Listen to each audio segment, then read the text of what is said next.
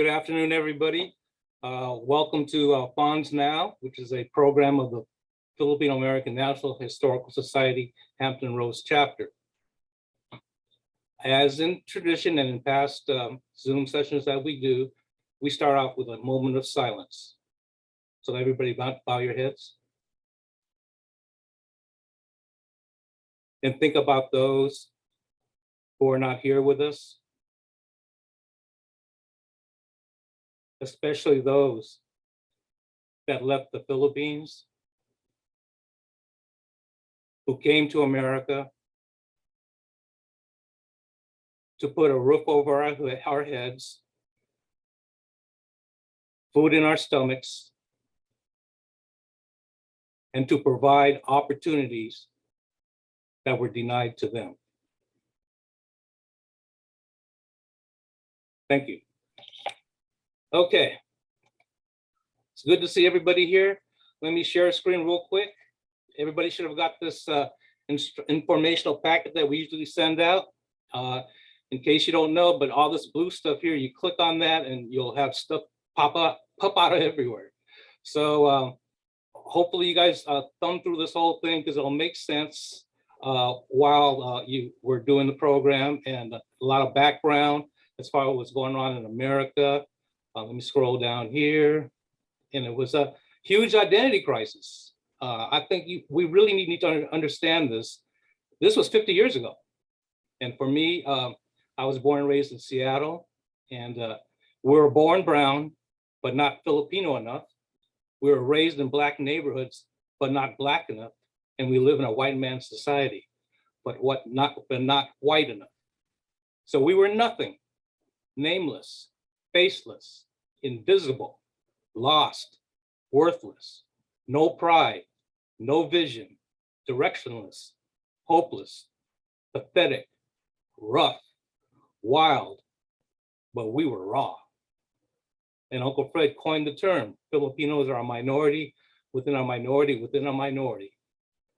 Back then we had questions, who am I, what am I, where do I fit in? So you had all these terms come out, Filipino, et cetera, et cetera, et cetera. So please, this was back in 1971. And if you start filtering through this informational packet, the conditions are almost like what it is today. So luckily, we have the Far West Convention that was held in Seattle. And we're gonna have a tremendous two-day event.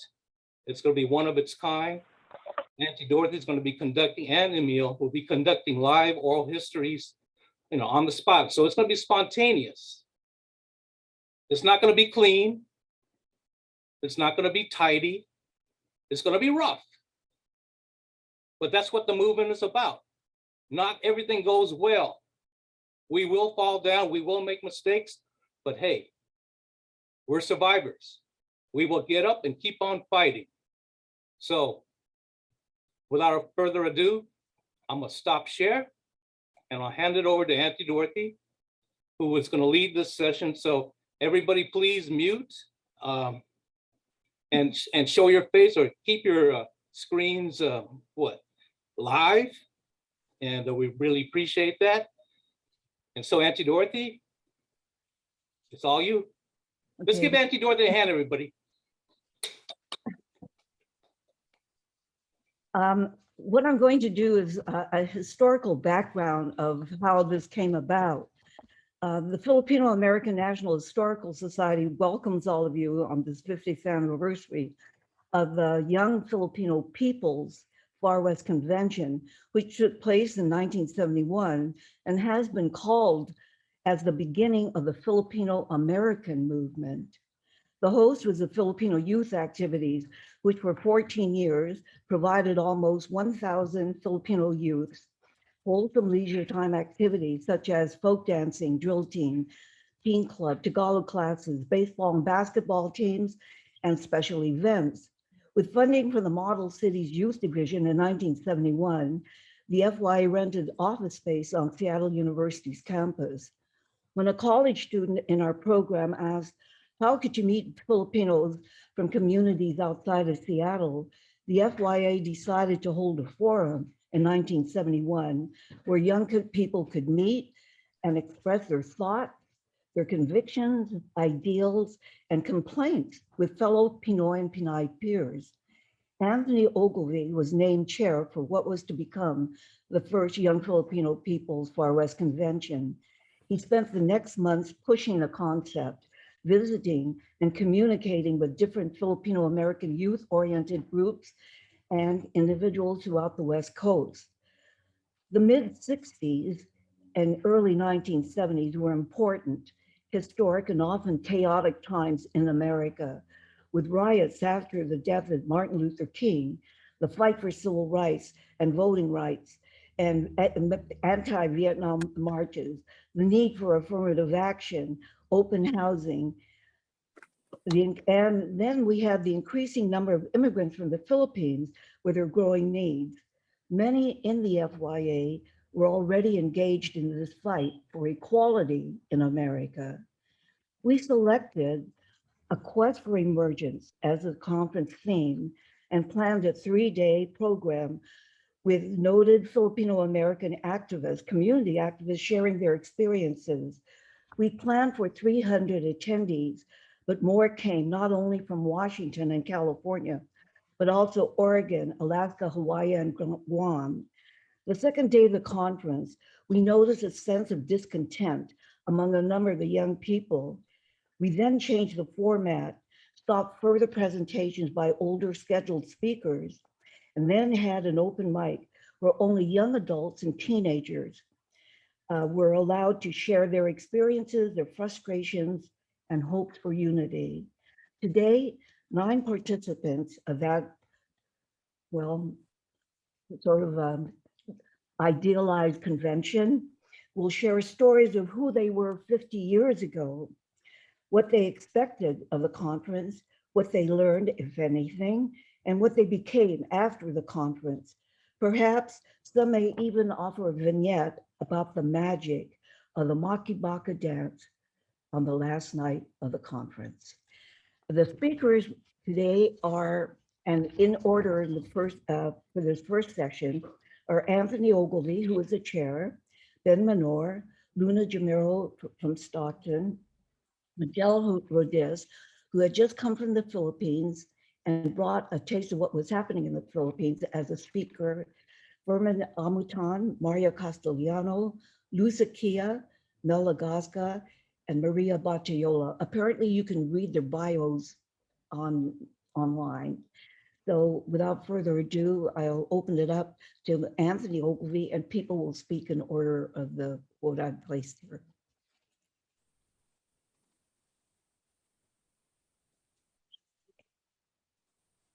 Thank you, Dorothy. Am I on? Am I on? Yes. Alan? Yes. Okay, thank you, Dorothy, for that. I think a very brief and very accurate, presentation on how the whole thing got started. For those of you who don't know me, and most of you don't, my name is Tony Ogilvy. I go by Abe Beretta Ogilvy as well, because I'm a Philippine-born Filipino American, and I, with my family, came here back in 1945, and got involved living in the central area of Seattle. Got involved with the FYA, and I will say that I have long been a family friend and member of the FYA, which Dorothy and Fred started. In fact, Fred Cordova was my basketball coach when I was in the 5th grade. While in the FYA, I was a member of the drill team, the teen club, and eventually became a moderator. Pardon me? Oh. Prior to the Far West Convention, I was a campaign chair for a local Filipino running for political office, whom the community thought would be embarrassing. However, I with a number of other individuals campaigned for him, and he came in ninth, third out of 12 candidates. So the Filipino community saved face, I believe. But at the same time, I was involved in a number of Filipino, Asian, and other civil rights initiatives and demonstrations. The most dramatic for me was when, in December 1969, I led the confrontation with the University of Washington Vice Provost, who was heading the university's Office of Educational Opportunities program in 1969 to include Filipino students. And they met, the University of Washington acquiesced to all the demands that we had submitted. A year later, I got hired at Salem University as the Assistant Director of Minority Affairs. and special programs. So when Dorothy had asked me, would I be interested in leading and planning the implementation of the first Young Filipino People's Far West Convention in August 1971, God, that was no problem. In fact, I thought it was a wonderful opportunity, so I said yes. And so, so on a personal note, I want to thank Dorothy for giving me this opportunity, and I'll share some other stories later. But thank you. I don't know, is Ben there? Yes, I am, Auntie. Yeah, okay. Oh, okay. Can you see me, or am I a blank image? I'm on my phone. I'm over here celebrating my students' reunion of Mountain View High School. Oh my gosh. Wow. Which, yeah, and we go back as far as 1942. Anyway, I just want to express also my gratitude and appreciation for what this movement has done for me. Already when I first came to the convention, we were already doing the things that maybe others were just getting into. We were already activists at the Foothill Community College. The Filipinos were the leaders in the APA community, leading demonstration, marches, sit downs, and so forth to demand our rights to participate fully in the university. But we became more seasoned after the conference, and the fact that we were no longer an island, but we were now connected with so many of our other fellow brothers and sisters of the Far West Convention. What inspired me when I heard the speech of Uncle Fred and made me realize what I already presumed, being an invisible minority. And that was a more important push to what I needed to do when I went on to University of California, Santa Cruz. And there we wrote a book, and that included Uncle Fred, called Pinoy Know Yourself, because it was about the identity movement that Anthony and his leadership created with all of us young Filipino Americans. I'm a 1.5 generation, which is I was born in the Philippines, but came here when I was 5, and I grew up in the farms of San Jose, and then, of course, continue to do things that the invisible minority could not do, play football, participate in school, and so on. But I think this movement gave many of us the not only challenge, but the strength to say that we're not alone. And by not being alone, we were able to take risks and to do what was something that maybe before, including my dad, was a silent minority, that they did not want to rock the boat. Whereas this movement said, we're going to rock the boat, and we're willing to take the risk of risking our lives as well as our social status. So again, this movement became very important to all the things that's happened. It forced me to run for city council. It forced me to promote education to the Filipinos so that we got more Filipinos in education and administration, including getting a Filipino first-time deputy chief of police in San Jose, the 10th largest city in the United States. And so we made a difference. And I think that's what was most important about this conference. As we left Seattle, we were given our walking orders to make a difference for ourselves, for our community, and the community of the nation of Filipinos. Thank you very much for allowing me to share this. Thank you. Luna Jamero. Luna?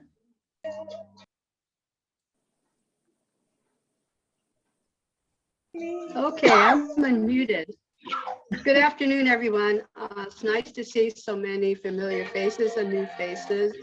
But as Ben and Anthony have already said, and I know we don't have a lot of time and we have other speakers, but in 1971 was a pivotal pivotal time in my history. I had just returned from the Philippines. Just prior to the Philippines, I had left a job as a social worker, a very establishment job with the county. I just wasn't happy with it. I started working for the poverty action programs, and I was supervising a bunch of Filipino teenagers at the time, just prior to going to the Philippines. And we were also working with Jose Bernardo, and that was about the time that the funding of the first residential commercial Filipino center was funded by the feds. And so that brought a lot of attention, and we got a lot of attention at the 1971 conference because of that. So 1971, the summer of 1971 was a very enlightening one. When I and other Filipino adults accompanied our teenager Filipinos, Filipino youth who had never left the state of California, by the way, and many of them had never even left their parents' side, but they trusted us. For some reason, they trusted us, but they were exposed just as we were to the kind of discussion and exchange that I personally never really experienced with so many other Filipinos, Pinoys and Pinays. And, you know, when we first entered Seattle University, it was very mind-blowing to see, you know, that it was like a whole bunch of brown faces, and we're all there for the same reason. And I felt that this was definitely going to be a change for me, and a change it was going to contribute to many of the things that happened in our own community. And we were impressed with a lot of the, for one thing, the Filipino pride that we experienced watching the drill team. Some of our students did not know or were not aware of our Muslim origins because they simply did not know the history in the Philippines. And I think Fred and Dorothy brought that out. And I think that kind of pride where you saw, you know, that almost that defiance in the way they stood and said to us, all of us, that, you know, we're here, we count, we're just as important as anyone else. We choose no longer to be an invisible minority. And I grew up on a labor camp, and my parents came in the 1920s. So they faced a lot of struggles, as many of my uncles and the Manongs that lived in our camp. So, you know, they did not want to do us harm by being rabble rousers or whatever it was. And so our life on the labor camp and living in our community was two separate things. I mean, we had our own life. Our life in the labor camp was almost like being in the Philippines, and we were surrounded by mostly Filipino men. We were also, we had all the trappings of what we knew and what Filipinos like to do, which is gambling. We had a pool hall. We had, you know, we had chicken fights, the bulong, sabongs. We had that every Sunday. And so we felt that this was, everybody lived like this until I went to school. I didn't realize I was living actually two different existences. But there in the 1971 conference was, I think it brought forth and really gave light to a lot of the confusion I had at the time of my own identity. And it also brought to light a lot of the history that we never read about in our history books. And, you know, we were all there searching for our own identity. And the theme, Quest for Emergence, was very appropriate because I was then 27 years old. You know, I mean, I was a single mother then. I had completed my college education, worked in, you know, the county for about 4 or 5 years. And so, you know, there were a lot of things, disillusionment that, you know, happens when you find out that things are not always as they seem to be. So, I'm not sure, Dorothy, how much time I know there's a lot of other things that need to be discussed. So at this time, I'm just treating this as a intro to, this the beginning of the conference. I guess we'll get into more details towards the end, because I do want to talk about FERC, and I do want to talk about a couple of other things, but I think at this point, We'll have time. I'll refer to the others. Thank you.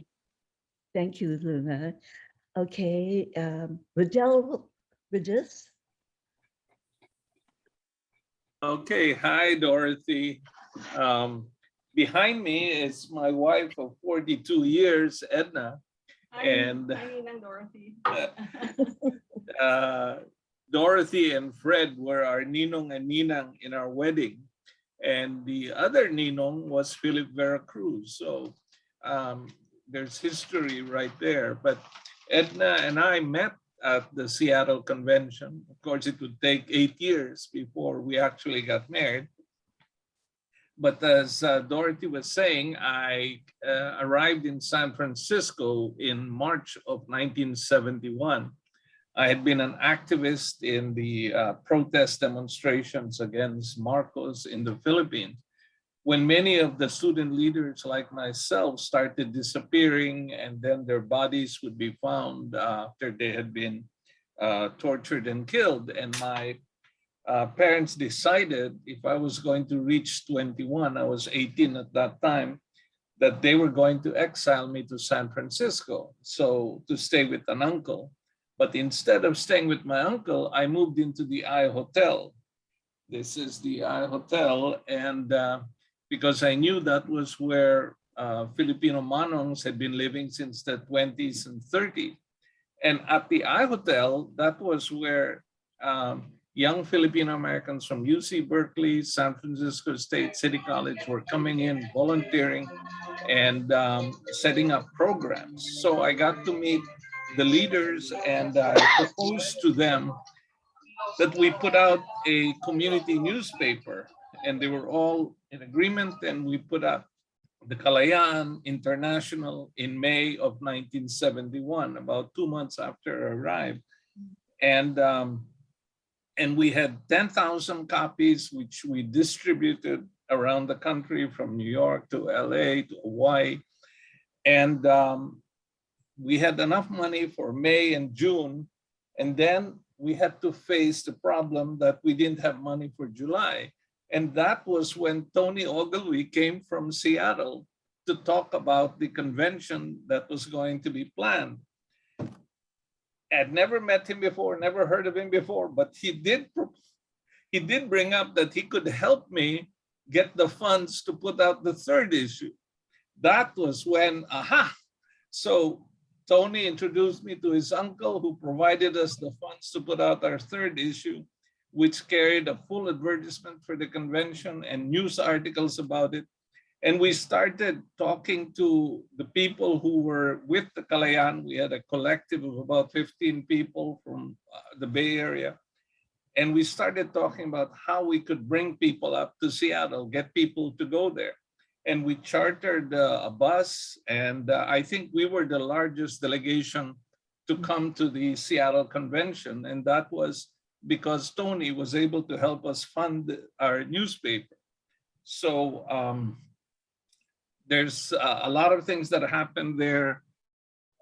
My expectations were very high because I was very impressed with Tony, and Tony was able to communicate the commitment of the people in Seattle and what their vision was going to be. This quest for emergence was going to be really the opportunity to bring Filipinos and Filipino Americans and different parts of the country together. And I was excited about that. Yeah. The others are in the next part. Thank you. Furman Amutan. Yes, hi. Can you hear me? Yes. Yes. I'd like to say hello to Rodell and his wife. But anyway, going back to 50 years ago, I remembered it was the end of my first year of teaching, and I was looking forward for a restful summer. But however, earlier that year, there was a meeting of Bay Area educators and activists at Bessie Carmichael in the South of Mission District. They had discussions about important issues, as well as giving out info concerning the Young People's Convention that was to be held in Seattle. So we spread the news around toward the Salinas Valley. And so we got a group of ex-college graduates and as well as several high school students who were very enthusiastic about going to Seattle to see what it was like. So we rented cars and we drove all the way that whole night towards Seattle and made it the following morning for the first day of registration. Now, I can only talk about my expectations. And I didn't have the question in terms of question about identity, because coming from the Midwest in a tight Filipino community of military families, there was cultural tradition that was passed. So there was not a question of identity.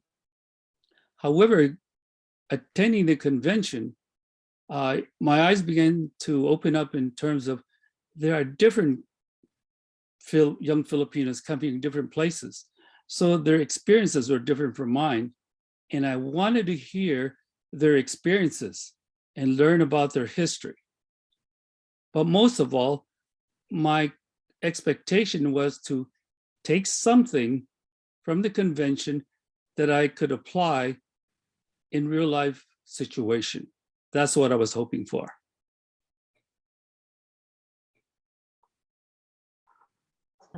That's it. Okay, thank you, Furman. Maria Castellano.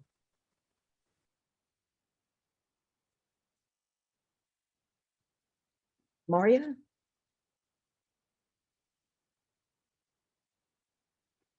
Sorry. All right. Most of you know that I'm one of Dorothy's younger sisters. And just in general, I always believed that if it wasn't for Dorothy and Fred having them as older siblings, I would not have a social conscience at all. We had wonderful parents who raised 9 kids, but it was about appreciation for family that we got from them. But for Dorothy and Fred, I believe my social conscience came. So when Dorothy was started planning for the conference, I was associated by affiliation and helping wherever I could, that kind of thing. So I didn't have any real expectations about it. But as Anthony mentioned, we also grew up in the central area of Seattle, and we were Black when we were around our Black friends, white when we were around people at school or other activities. And then the Filipinos as a group in Seattle, we did have a strong community where they used to have, but it wasn't a political community in that. It was more of a social kind of community that we had. Let me see, what else would I want to say? My expectations, like I said, I didn't have any particular expectations, but some things did come out of it for me. And I'll give later on, I want to talk about some things that affected me personally, of things that happened during the conference. But for me personally, I was 28, a little year older than Luna. I was going through a divorce, a separation, and I had became a single mother of 4 and 4 boys, and I was working 2 jobs. During the course of the conference itself, I started thinking about my own Filipino-ness. I mean, was I this 1/3 this, 1/3 this, 1/3 this kind of Filipino, or what was going to happen?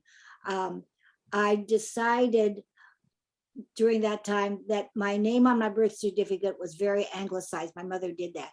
Mary Benedict. And I thought, they call me at home Maria. So I wanted it, and my middle name was Benedicta. So I went and legally changed my name right after the conference to Maria Benedicta. I took Ilocano lessons. Very proud to be an Ilocano, although most people in the Northwest, the earlier flow of immigrants were Filipinos. I mean, Filipinos. They were Ilocano Filipinos. And so I did that. I worked for FYA during that time too, and I was looking for the militancy Northwest or Pacific or Puget Sound people had was a very different kind of militancy than what you found in the Bay Area. And we learned the differences that are marked differences, which we'll talk about later. But I did something I thought I was one first act of rebellion was I happened to find out that what do you call that?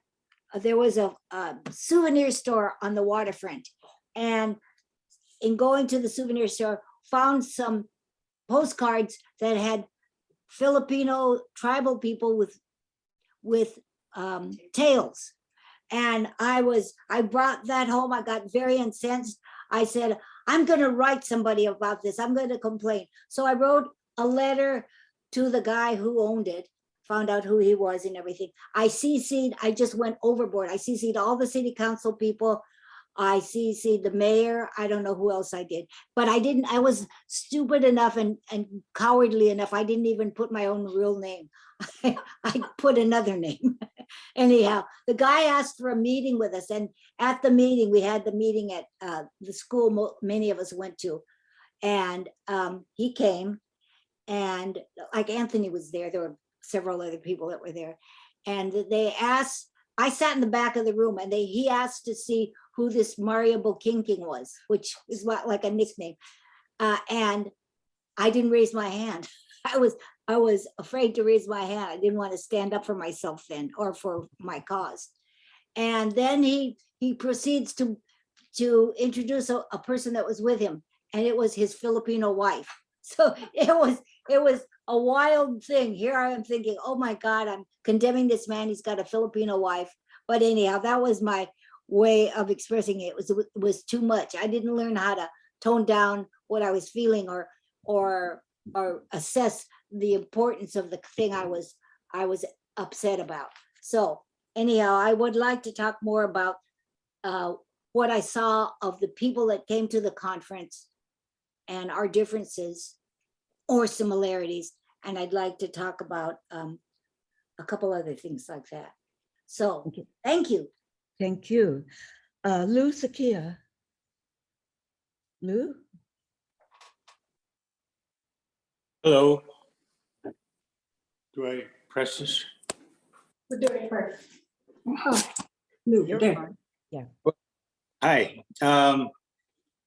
First of all, I'd like to thank Dorothy for inviting me to talk this Zoom. I'm not very comfortable speaking on it, but Fred and Dorothy took me in when I was trying to get up to Alaska back in I was there in 69, but then 68, and then they took me in 70. So I was able to meet the family and everything. They're like my real, well, they were great role models. They just took me in and everything. And my brother had met him before, my brother Seraphin. But I just like to say I was born and raised here in San Francisco. And I was born and raised in San Francisco in 1949. So that makes me an original San Francisco 49er. And we're playing Seattle Seahawks tomorrow. So that should be a hell of a game. So I'm looking forward to that.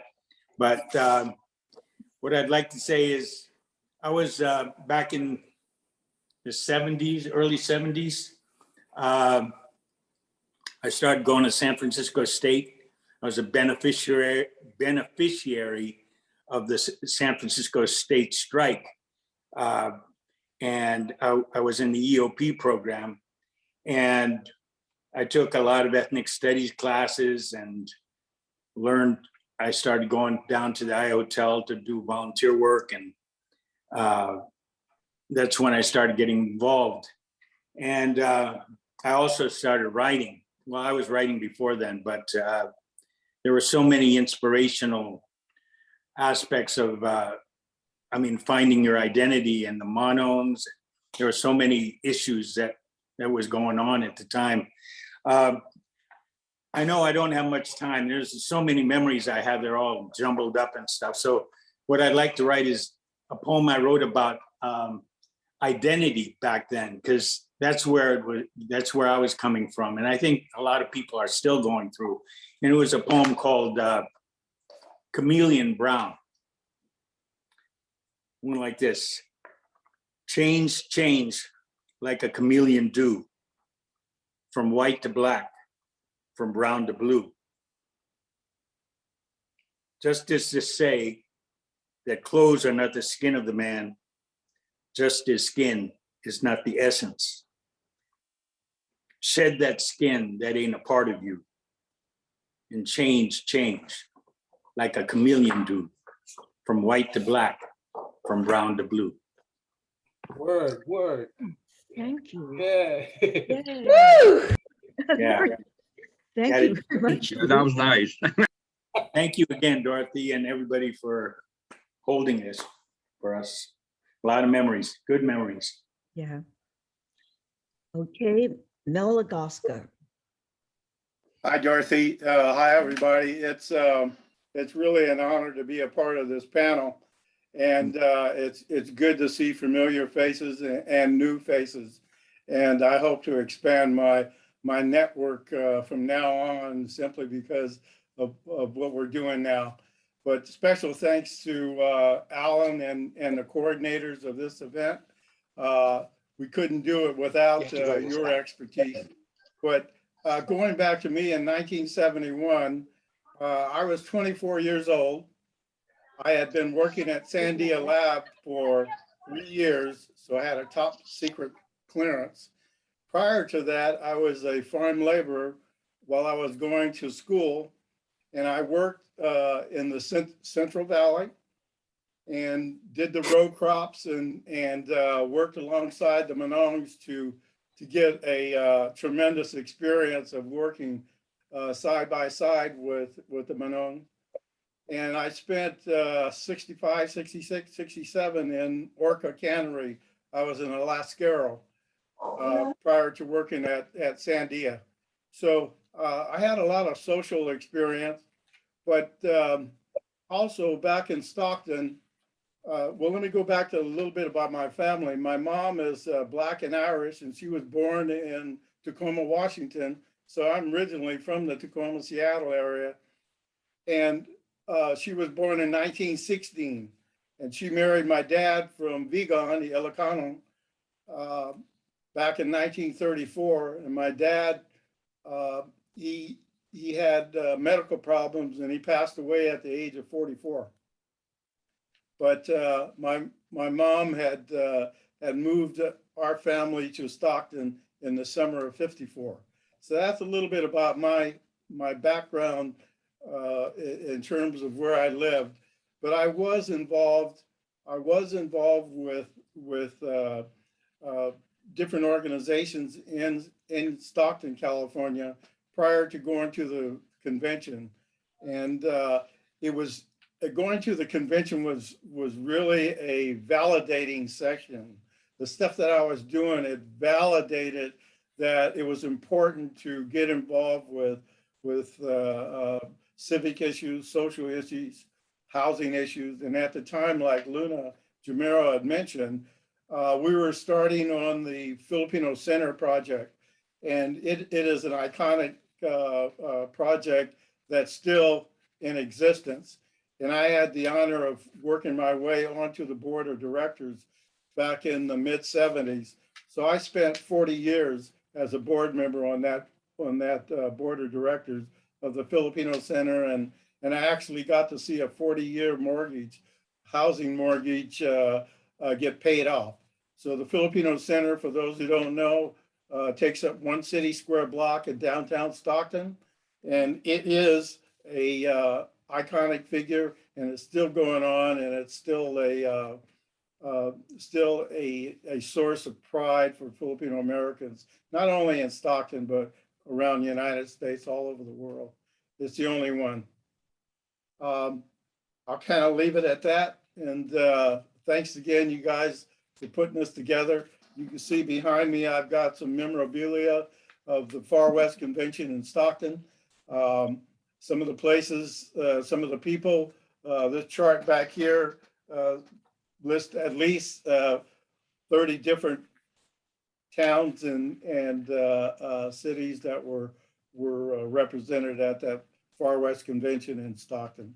But anyway, it's great seeing everybody, familiar faces and new faces. So I get to meet new friends. And we'll leave it at that. Thank you. Thank you.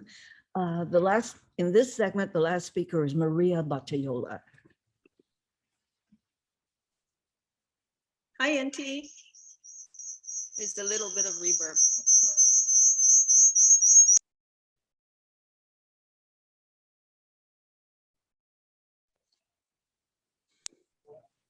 Hi, Auntie. Thank you so much for conducting this as an oral history, a group oral history. In 1971, I was 16 years old. We came from the Philippines in 1969, and we had some very hard experiences in terms of my mother's brother was murdered and shot 14 times by the cops.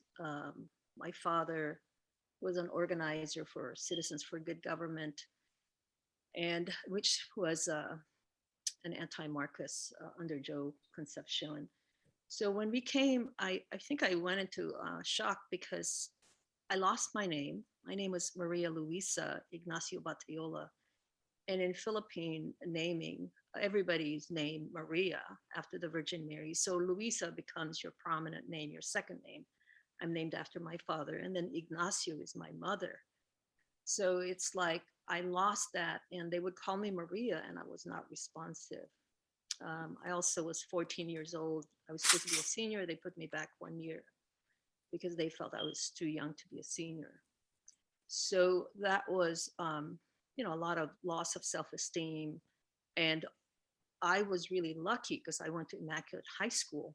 And in that high school was Filipino Youth Activities, where Uncle and Auntie Dorothy were at. So I wound up volunteering at the first Far West Convention. And I think for me, it was like, I felt like I was in outer space, because when you're an immigrant, we believe literally in the tenets of democracy, justice, equity, and so on. And in the conference, to hear a lot of the pain, a lot of the inequities and oppression, it really changed my trajectory. I wanted to be a teacher. My role model was a nun who was a teacher. And with that, I changed from doing civil rights work. I think it was a joyous time. That was the thing that I found also. It was like seeing about 200, 300 Filipinos, for me, really learning a Filipino American looks all sorts of ways, and that can sound all sorts of ways, and have all sorts of names. And one story I'm going to leave, which I thought it was male, but maybe not. The last night after the dance, my sister Teresita and I were in the van, and we're talking Tagalog, and we're saying, "Oh, who's this black guy sitting behind us?" And the black guy moved forward and said, "Ako'y taga Pasay. I'm from Pasay." And so it was really mind-blowing to really realize that we come in all ways, in all forms. And that was just really wonderful. So Auntie, I'm going to pass this back to you. I know you have quite a number of other people.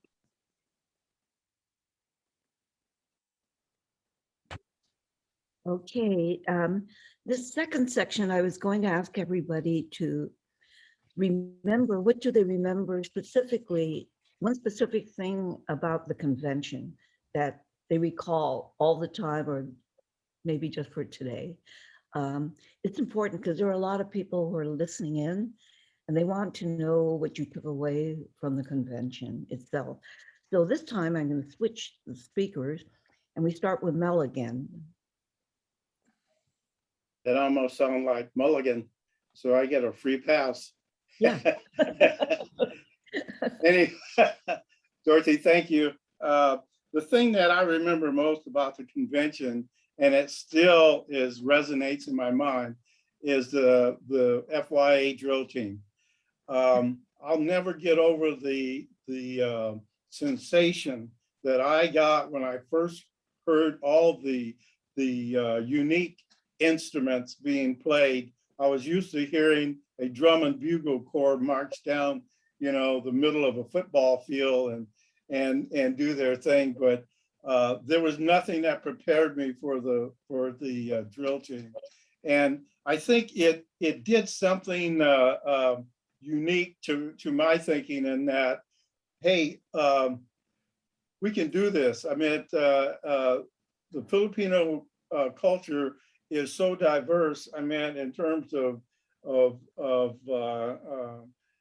knowledge and the ability to adapt and thank you, Fred and Dorothy, for putting that FYA group together, simply because it was mind-blowing in a sense that it said, look, here's another version of a drill team.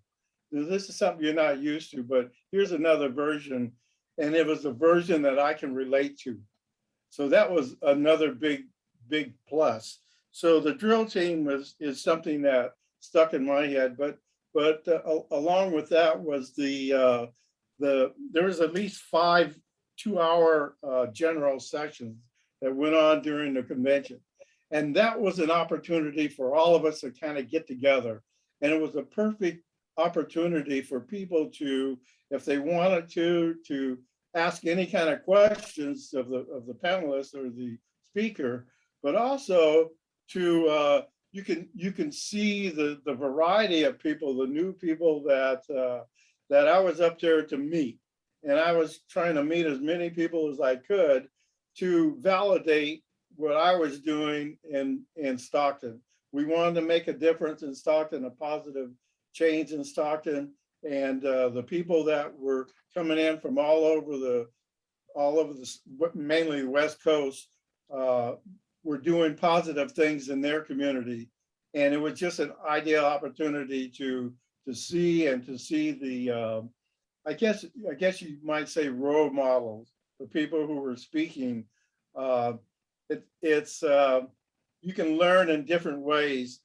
You can learn by a person's mannerism, the way they present themselves, and the information they have to share.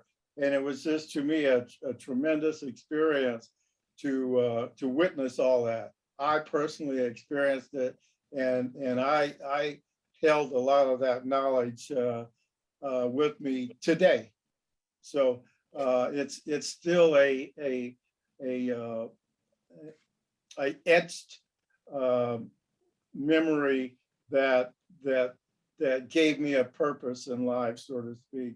And I'm happy to be a part of the Funds organization and doing whatever I could do to help. It's amazing. Okay, Anthony, as chair, what do you remember most about the convention?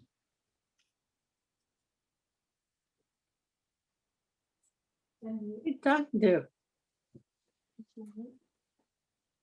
Am I mute? Yeah, thanks, Dorothy. You should be. Yeah, can you hear me? Yes. Okay, thank you. So as the chair of the conference, I had 3 major concerns. One was planning, recruiting, and implementing. So first of all, let me talk about the planning. I was amazed at the support of the local Filipinos that participated, the Filipino Americans who participated in the planning committee, because they helped craft what we thought was going to be a pretty nice event, because we included, the typical things, the plenary sessions, the workshops, and then social events every night. And those did occur. But also the amazing thing was the cost. Dorothy, I'm going to assume that you negotiated the $25 cost for the conference which covered registration, all meals, and overnight stays for the 4 days and 3 nights. And when you think about it, that was a pretty good bargain. Now, but here was the thing about that cost. It made it possible for a lot of young people to come to our conference. And when they came, they brought with them the typical things of a lot of young people, a lot of I'm going to call it emotions, raging hormones, a variety of things, expectations. And the thing that I remember the most was, while we thought we had planned to meet everyone's needs, we did not meet the needs of the young people who had come to express themselves when they heard about all the discrimination, the racism, the problems that Filipinos, their parents, their relatives, maybe even they themselves experienced as a Filipino American. And there was a lot of pent up emotions, and it took the form of, I think, I recall like there were arguments at times between the different groups. There might have been fights. I mean, there were even other crazy things, that there was drug use. There was maybe even some sexual activity in some parts of the dormitory where we were all staying. But the whole thing was becoming somewhat disruptive. And so we considered canceling the convention, because there was a lot of a turmoil and a lot of disappointment. However, a young person did say, "Hey, you guys are working too hard. Why don't you let us become part of the convention and let us help you?" And that turned it around. And to me, I had to come back the next day in the morning, say, "Okay, we're going to change the entire format, and this is why we're going to do it." And I recall, and Rodell, you can correct me if I'm wrong, but you also spoke. You did have the biggest delegation, and you also had, I think, some of the more vocal individuals in our conference. But you had encouraged them to support what we were doing with the changes, and to really become a part of this conference. So in that sense, I would consider Rodell Rodiz one of the leaders that not only stepped forward, but also really helped make the conference a success, or at least in terms of the magic that took place from 300 or 400 individuals who are fighting among themselves to one unified group that says, "Hey, we have to move forward to make the changes in our society on behalf of our Filipino brothers and sisters, on behalf of our community." Now, one last comment. In preparation for this Zoom webinar, and then an earlier one, and then I was invited by the Filipino American workers at Google to do a presentation. I thought I should do maybe a 1 or 2 page essay, because there's so much information about that convention. Well, that 2 page essay has now become maybe 10 pages. And after this particular Zoom, I'm going to send it out to the FONS office, to the FONS Museum, to the Bulasan Research Center at UC Davis, and a few other places, to make it part of their files. And what I'm going to do is encourage others, because I'm hearing some wonderful stories today of what really did take place at the Far West Convention. There are 350 attendees. I'm sure there are about 350 stories or so. But we need to encapsulate all of this in a book, so that those our future generations can read about what really did happen, and not just we won't be around to tell it. So we really need to record it, video, print, and then and continue to share it, because it was a watershed event in the Filipino American history. I like the title called "The Birth of Filipino Americanism." That whoever created that, Alan, that may have been you, and I think that's a great title. So thank you very much for allowing me to talk and share my feelings. And I'll send out the essay, and I hope some of you read it. I will admit this: when I was writing it, I teared up when I thought about the stories that were told by the young people, because there was a lot of pain being expressed on that Friday morning. And then by Saturday afternoon, that pain and anger and everything else was converted into, "Hey, let's work together and do something great." And out of that came the Filipino Information Referral Center. So thank you. Thank you. You're right. Maria Batiola. So, Anthony, thanks for really teeing that up. the speakers were incredible. They were established people, they were intelligent, and the conference kind of felt academic. The kids, not kids, young people, young men, young women, you know, we're sort of like kind of moving about. But I think it was really when the young people spoke that it was like mirrors. We were bouncing around. The pain, my pain was, I'm too Filipino, I'm not American enough, and I'm hearing from the stage, they're not considered Filipino enough, they didn't speak the language. And I kept hearing, are they saying, you know, siga siga or sige sige? Siga siga is like, I'm tough, I can do it. Sige sige is let's go, let's do it. You know, so there's all of these mirrors of bouncing around, of not belonging. And I think that that kind of angst that you're talking about that really started, you know, unifying, really broke out into this physical dance at the end of it, in terms of, it's like a rumba, makibaka wag matakot. And for me, it's like, wow, they're speaking Tagalog. They're saying makibaka wag matakot. That was mind blowing to me. And that kind of activism, that kind of flair, that kind of fire was really born of pain. And how to move forward was really incredible. The fact that this had a life way beyond the first Far West. And there is this dichotomy about, sometimes I'll hear the term Phil-Im, you know, it's only for Phil-immigrants and Phil-Am, Phil-Americans.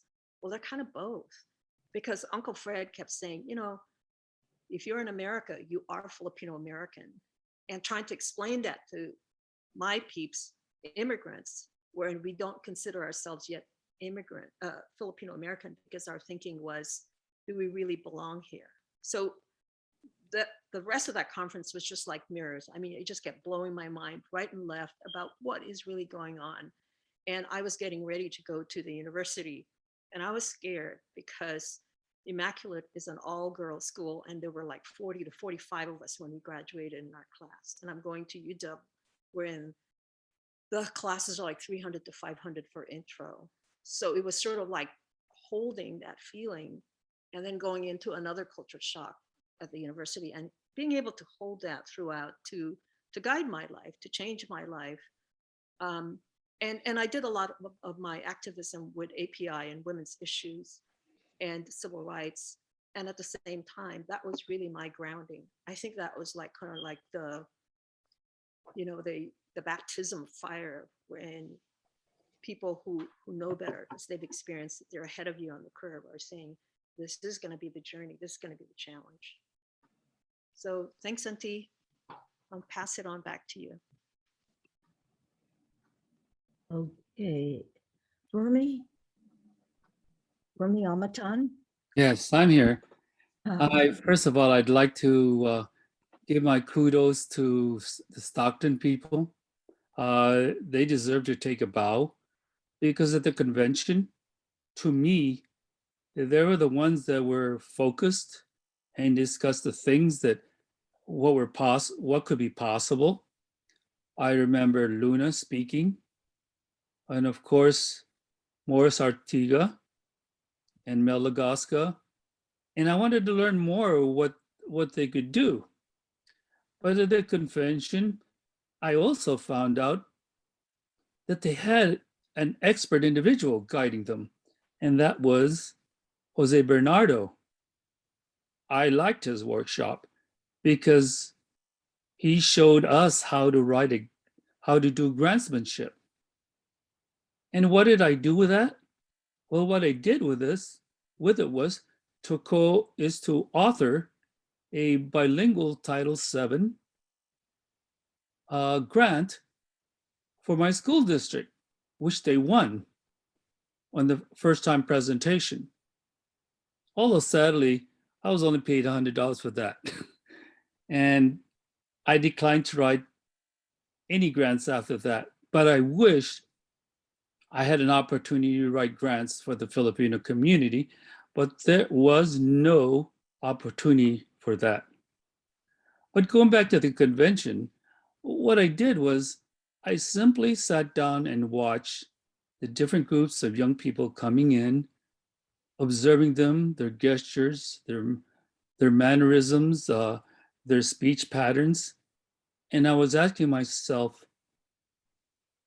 this must include all of them.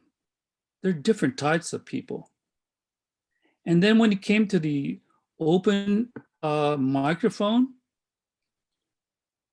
I thought it began like a whisper, and then an increase in crescendo, and finally, the voice was heard loud and clear, because the temper of the convention changed, and that was gratifying for me, and I hope it was for the other people as well. Thank you. Thank you. Luna. Luna? Yes, I'm here. I'm unmuted. I'm glad I get to follow all you wonderful people, because as you were talking, I couldn't help but think of, I was trying to place myself in that huge room where we all registered, and it was very full of Filipinos of all ages. But one of the things I really remembered was very resourceful people we had at that conference that I'd never even imagined. I mean, I had met other Filipinos living in Stockton, but on a broad scale like this, where people came from different areas, and the fact that we had Filipinos, maybe not as many as we needed at various levels of government, and people were taking action to get more involved politically.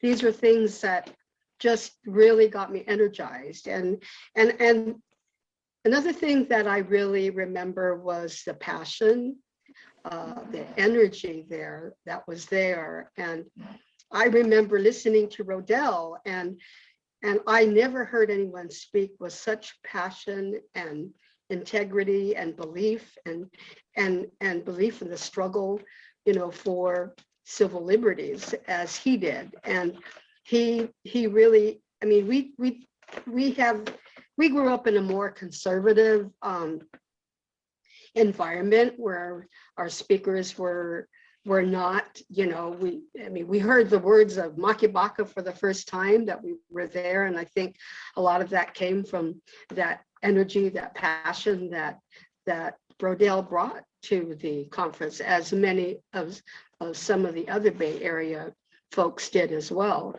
And but I do recall that,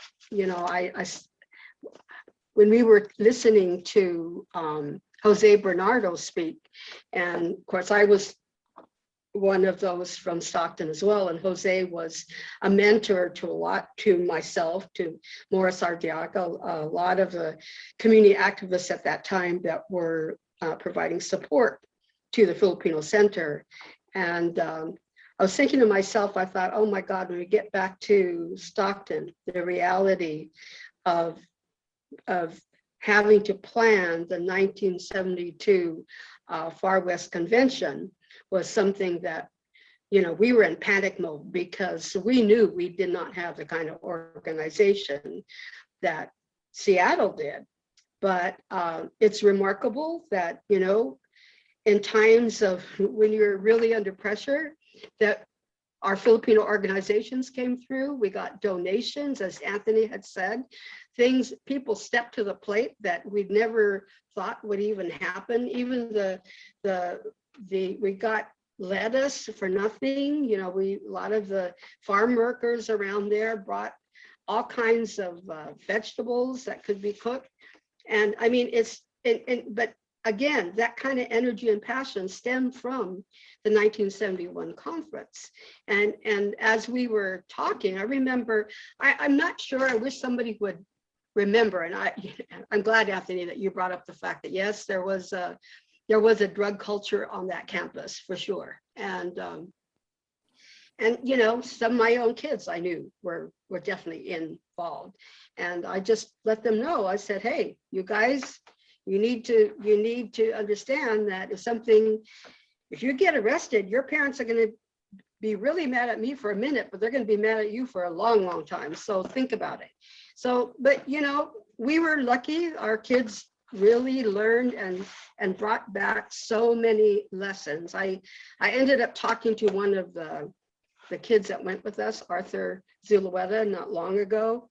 And he told me, he said, you know, he always called me mom. He said, you know, mama, he said, if it wasn't for that conference, I don't think I would have been as successful and as strong in my identity as a Filipino, as a man, as a family man, as a husband, and as a father. And, you know, he said it all for me because he was exposed to something that he never learned up until that moment.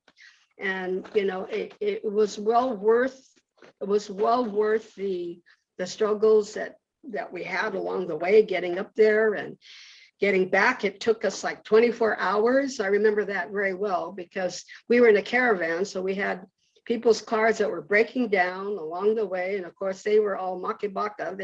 They wanted to stick together. So nobody was going to leave anybody. And so like 24 hours later, we finally made it back to Stockton. But a lot of that energy and passion also ended up in something concrete in our discussions of what can we do beyond the conference to network, to make sure that, you know, this kind of communication continues on. You know, how do we use these resources? So we came up with a concept of the Filipino Information Referral Center. And that was a concept that many of us weren't really sure. All we knew was we needed to develop a network of Filipino American communities and share our resources at all levels, education opportunities, employment, housing. I mean, there was just so many social issues that we needed to share amongst ourselves. And we had great resource people, but we needed a vehicle to use. And so FERC was something that I was one of the few of the core people that worked on it after the conference. I owe a lot to Morris Artiaga, who was a grants writer and program planner at that time for the city. So he was able to really help in really finalizing the proposal that ended up actually being submitted to the Department of Health, Education, and Welfare. And we were given a verbal approval by the director, but the politics took hold. This was 1972. Who was president at that time? Can everybody remember? Yeah. President Nixon. What did he do? Yeah, President Nixon dismantled the Office of Economic Opportunity and the funding that would have funded FERC. So, you know, we fell victims to the politics, and that still goes on today. That's one of our struggles. And but I just want to share that. Maybe others might have some questions along the way about it. But and again, I'm glad you Maria brought up Makibaka, because I'll never forget that last night when there was such a feeling of togetherness. Like, you know, how can we ever recreate that moment again? And I can still close my eyes and I remember that moment. But anyway, thank you for this opportunity. I hope there are questions later. Thank you. Okay, Rodell. Unmute. Yes, thank you, Luna, for bringing that up, and Anthony as well. What I do remember about the convention was the portion where we spoke, because before I spoke, the speaker was Bernie Whitebear. And he was an incredible individual. I had never known him or of him until he spoke. And he was one of the top Native American leaders whose father was Filipino and mother was a Native American.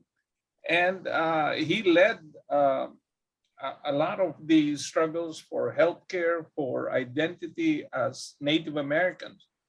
At the convention, he introduced me to other Indipinos, Indian Filipinos, like Ron Miguel.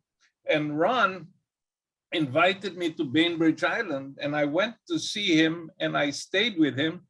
And he introduced me to other Indipinos who were into, you know, Indian music and Filipino food. And there was such a a mixture and people were celebrating. So I got a sense of what it must have been like for Filipinos in the 20s when there were 150,000, I'm sorry, there were something like 25,000 Filipino men in Seattle and only 29 women. I think it was less, but that was such an incredible, so there were so many intermarriages with Native Americans.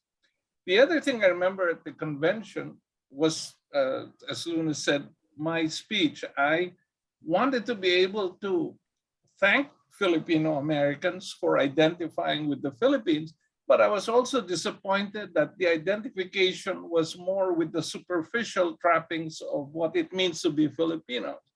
I referred to the Bahay Kubo, the other things, and to me, they were not the essence of Filipinos. And I said, Filipinos live in Bahay Kubos because they can't afford sturdier homes. So they have a struggle against poverty, against corruption, and we should identify with the struggle. So I asked everyone to do that, just as they're fighting for farm workers' rights. And I asked everyone to chant with me what they were chanting in the Philippines. I asked everyone, and everyone did chant, Maki baka, wag matakot. That means struggle, don't be afraid. Don't be afraid to struggle. And I was so gratified, not only that people were chanting it, but on the final day, as Luna said, the dance, what people were doing, the Makibaka dance, they were chanting Makibaka wag matakot. And that went on beyond the convention further than I could ever have hoped for. That's why I was very excited. I was very excited about the FYA drill team. That's why I told Dorothy I made arrangements to bring the FYA drill team to San Francisco. A few months later, we had them at the Civic Auditorium and the place was packed on a Thanksgiving night. So that kind of interaction was the result of that convention. Thank you. Is Ben still with us, Lenore? Or did he leave? Yes, I'm here. I'm striking my I'm the sound guy for the reunion. That's why I'm doing double duty here. Anyway, Yeah. to answer your question, Auntie Dorothy, what were the most memorable that impacted? I'm going to start off with the drill team. My gosh, that made my feet move, and the visual was just overwhelming. In realizing what a community can do to create an image of strength and power, and to see all the young people participating was truly a magnanimous image to behold. The second was Uncle Fred saying, if you have a drop of bagoong, you're Filipino. And I said, right on, right on. Then that means everybody that I know are Filipinos, even though they're mestizos, Mexican, Afro-American. So that was a great feeling because then I could share that with my fellow classmates back in Foothill. And Rodell needs to thank me because it was I who brought the contingency of Foothill College students to go there, which included Edna. And Edna was just new to the country. And I had to beg and borrow to convince her strict mother that it was going to be important for her to go. And of course, the mother trusted me. And sure enough, rest is history. And I'm glad that Edna and Rodell became one.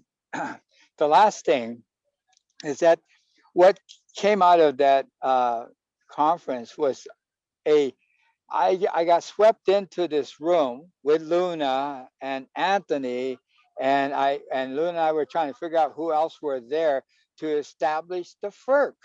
Now, as much as it didn't get initiated because of politics, it created the mentality that we needed to connect not just locally, but connect throughout the United States in any fashion that was possible. And as I'll steal it from Luna, it was our first analog internet among the Filipino community.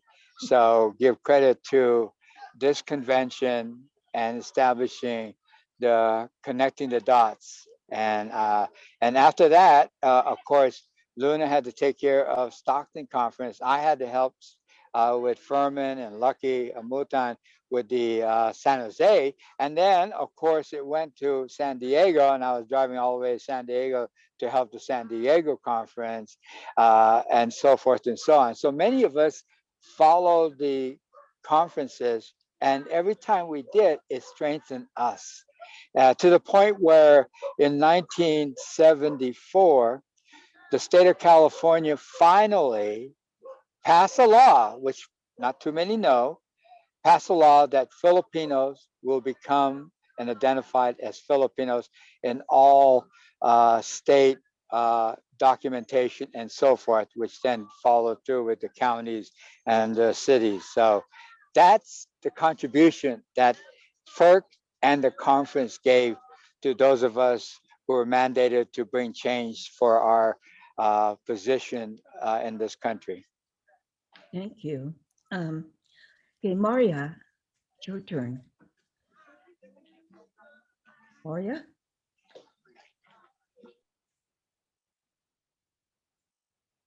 Is Maria there? Yeah, I am now. Sorry, Okay. Doris. You have 3 minutes. Okay, 3 minutes. Well, I just wanted to bring up two things that could be viewed. They were learning experiences, but they could be viewed as negative. I remember not too long going into the conference when there was an undercurrent that became more heard, more, it gained momentum, that Tony was too white and he didn't even have a Filipino name. And how come he was the chairman or the host for the event. And I remember, as coming from a family of mestizos and a community where Seattle has always had a lot of mestizos with all kinds of different ethnic backgrounds, including the Indipinos that Rodel referred to. I was so angry that those people would say that he wasn't Filipino. He was born in the Philippines. He spoke Tagalog, which none of the Filipino Americans could. So anyhow, that was a learning experience that I don't know how they were able, I don't know who was responsible for having them back off of that, but I know it really affected me that they came that way. They had those kind of negative feelings about it. The second thing was understanding that the Filipinos from different regions, primarily, I mean, we could say it's primarily from California, and different parts of California and from Seattle, that we had different styles of dealing with our activism. And that was hard for me because Dorothy and Fred, like I said, they're my social conscience, but they have always, their way of expressing is to do something positive. And so when people just say mean things or sound so negative, I didn't relate to that kind of activism very well. But I learned how to incorporate what you believe and do what you need to do. And sometimes it means being a little more aggressive, but it never means you have to be destructive. So anyhow, those are some of the things I took away. Okay, thank you, Maria. Lou, you have the last one. You have another poem for us? I have a lot of poems, but you know, a lot of memories that are just kind of, you know, just flooding my mind. And, you know, the main thing is, like, I remember just meeting so many people, so many other Filipinos. And it was like I met a whole, like, mirrors of myself, you know, parts of myself with all these people from everywhere, Stockton, Seattle. And, you know, like, I met people like Bob Santos, you know, I mean, role models and people who fortunately became lifelong friends, you know. That's the main thing I got out of the conference, you know, just meeting so many people that became like family to me, including you. And I just wanted to say that I remember the dance afterwards, and Ben Menor was one of the, you know, like head dancers there. He was getting everybody to do the stroll and everything else. And we were all dancing like crazy, you know what I mean? And I even got like these muscle twinges, you know, that some people had to massage me because it got so intense, you know, and it was just so heavy, right? So soulful. And, you know, I mean, so much I got from the conference, you know, reclaiming our heritage and learning about our history, not just in the Philippines, but here in the US. And I also like to say about the FYA drill team. You know, I remember when I stayed with you and you and Fred took me to Walla Walla State Prison, and they performed in the prison, and it was so heavy. You know, I felt so proud to be Filipino. You know, there was tears. You know, even some of the convicts, I remember the people who were there were crying. It was just so heavy. The impact that the FYA drill team had on people. I mean, there were a lot of those type of memories I have, and I'd like to be able to, you know, put it down on paper or remember more of it. Maybe I can send it to you, you know, if I can just snatch some of these memories from. But, you know, it's just transformative. That's all I can say. The whole experience, and it just re-energized me to do more in the community, to go back in the Philippines and make connections there and all of that. So, you know, thank God. I'm glad we had the chance to all get together like this, and hopefully there'll be more of these get-togethers. Yeah. Even though Zoom is kind of weird type of doing it, but rather do it in person, right? Okay, thank you so much. Thank you. In the next 15 minutes, it's kind of an open discussion. What I put down, and a lot of you already said some of this, is you did have a better sense of unity after this conference, even though in the beginning we're kind of holding each other away. Did you make new friends? Were you changed, and what did you do in the community? And then a lot of you already said that you remember the Makibaka dance. So this is kind of a free-for-all. All of you who felt that you were cut off pretty quick by my 3-minute mandate, you could say something, and I'll cut you off when it's time for us, because we have to close this session. Maybe we will continue at another time, you know, because there's still so much to say and to remember, and we'll probably meet each other in a real reunion, a physical reunion. But right now, who wants to say? It's every man for himself. That's what I put down. Don't be shy. Okay, Riddell. This is Riddell Ben. First, and then Hal. Okay. Go ahead. Go ahead. Rodell, Yeah. it's yours. Okay, thank you. I was talking to Dorothy earlier this week about this conference, and I told Dorothy that I went into the convention as a Filipino, and I went out of the convention as a Filipino American. And what I meant to say was that I came in wanting to share what the struggles were in the Philippines and to get people to identify with the Philippine struggle.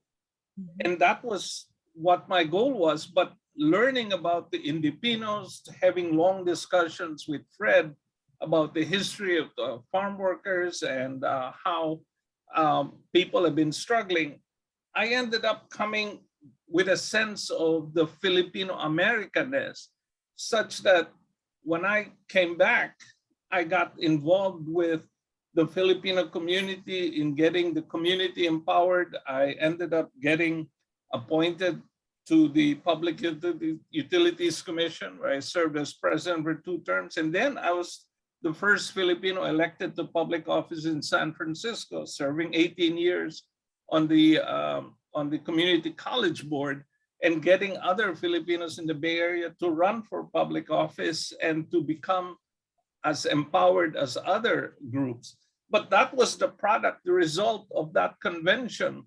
When I told this to Dorothy, Dorothy said, you know, what's interesting is many Filipino Americans went into the convention and came out as Filipino.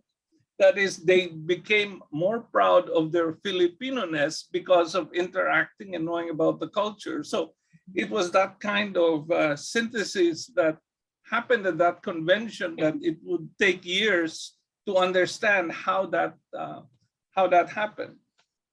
A lot was happening. Right. Mel. Yes. Yeah. Thank you, Dorothy. And you're exactly right, Rodell.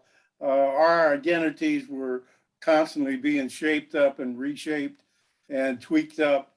But going back to the conference itself, when they had the open mic, that open mic session to me was like a mad minute opportunity for people to express themselves in a controlled educational environment, which is something we need to do nowadays. We need to be able to express ourselves and share those emotions, because emotions tell you a story also. That means you're serious about what you're doing and what you're saying. So when those young folks got up, that to me struck a bell that, hey, now they're included.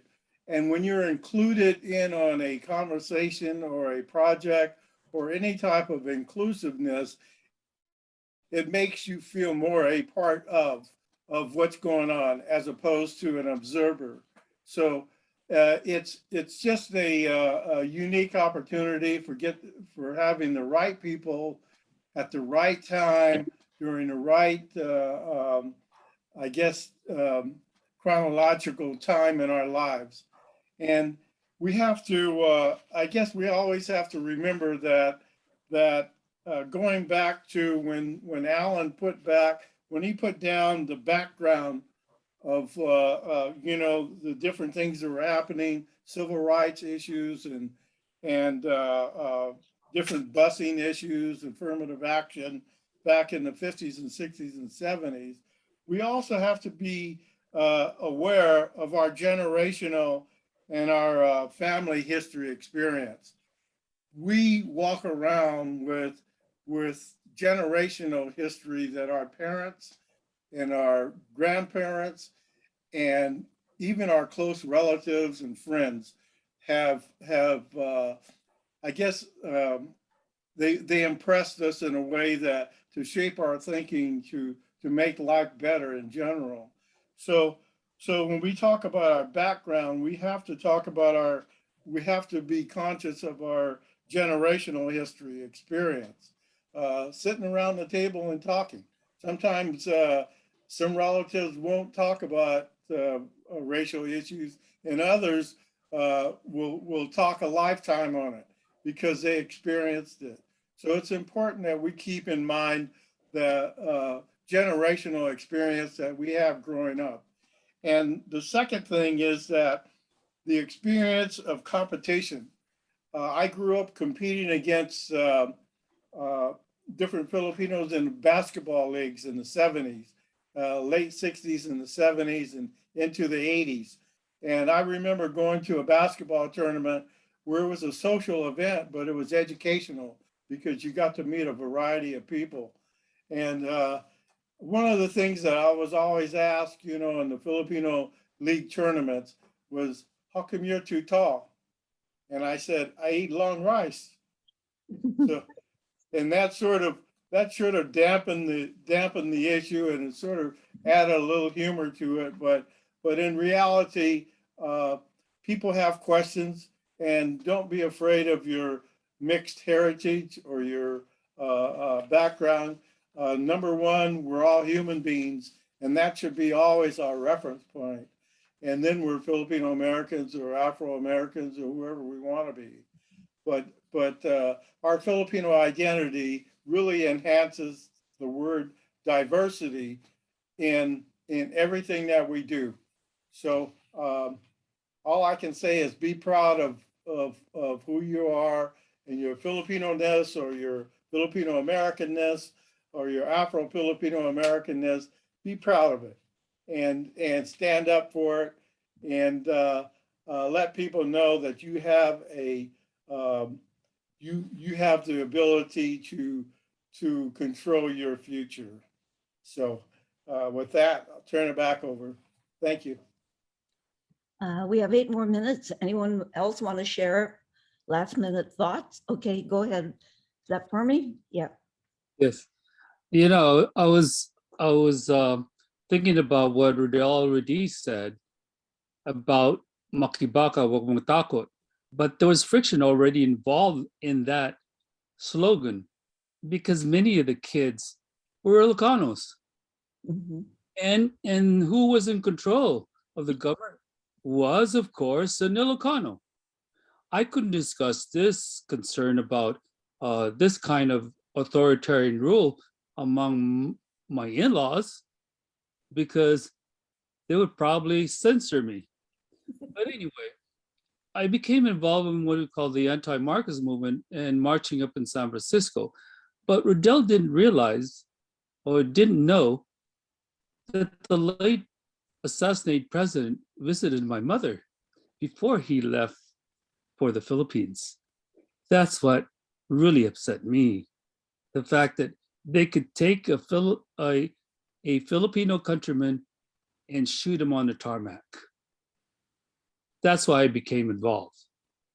You know, Furman, I'm glad you brought that up because, you know, I had just returned from the Philippines and I saw that there was such social and political unrest going on there in the summer of 1971. And it was still brewing during the convention, of course. And then in 1972, when Marcos declared martial law in the Philippines, I think obviously it did have impact on what we were doing here in the Filipino communities because, you know, our own parents were so divided. And but at the same time, we also cared very much as to what was happening to our families and relatives under martial law in the Philippines.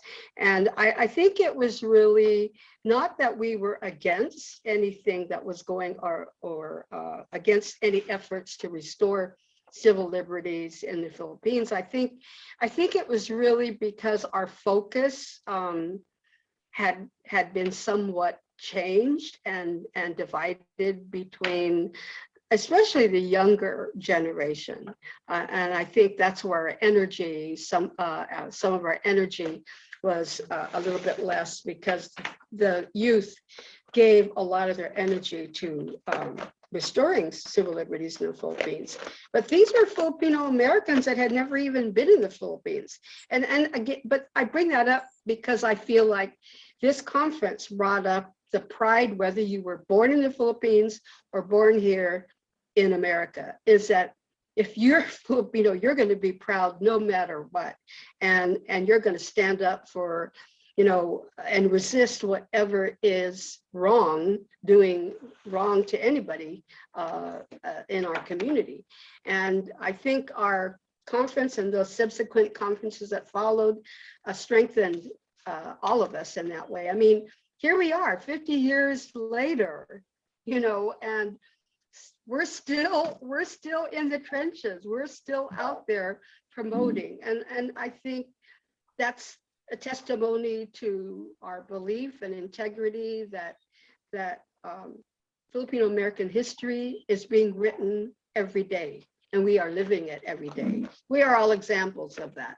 So I just want to end that by saying, because it's Filipino American History Month, that we take pride in everything that has happened. I thank the organizers behind this. I thank all the speakers and very honored to have shared this time with you. So thank you. Thank you. Okay, we have 3 minutes. One last speaker. That's probably me, Ben. Okay, Ben. Yeah, so I'm just going to say 50 years.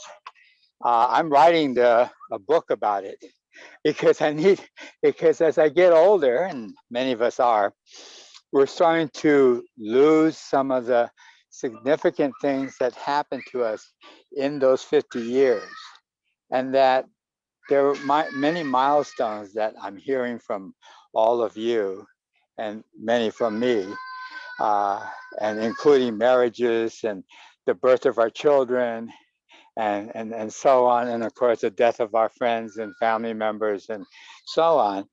And I think what's most important is that I can't thank enough the lifelong friendship among many of you, Tony, Luna, Rodell, Mal.